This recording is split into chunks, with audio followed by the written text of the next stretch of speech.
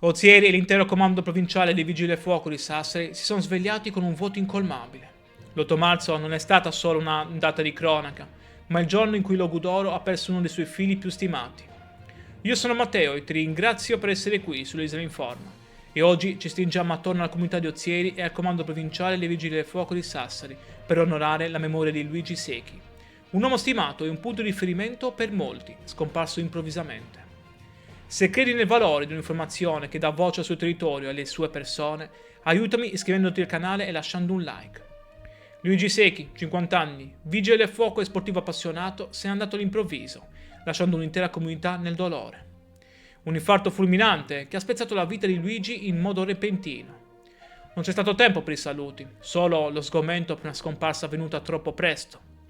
Luigi non era solo un operatore tecnico esperto del distaccamento di Sassari, era un punto di riferimento umano, un uomo che ha dedicato la sua vita a servizio degli altri e che trovava nello sport, specialmente nel ciclismo, la sua grande passione. I suoi colleghi lo ricordano come un pilastro. Rimarrà vigile del fuoco per sempre, dicono al comando, sottolineando come nessuno muore davvero finché vive nei cuori di chi resta. Anche il mondo dello sport è sardo in lutto. L'AS de Sardegna Sport e Natura ha dedicato a Luigi un saluto commovente, usando una metafora che tocca il cuore. Ti sei alzato sui pedali e sei scappato via, senza darci il tempo di salutarci. La parrocchia di Santa Lucia di Ozieri è diventata il centro di questo dolore collettivo, facendosi portavoce della vicinanza alla famiglia. Luigi lascia la moglie Chiara e i due piccoli figli, Camilla e Ludovico.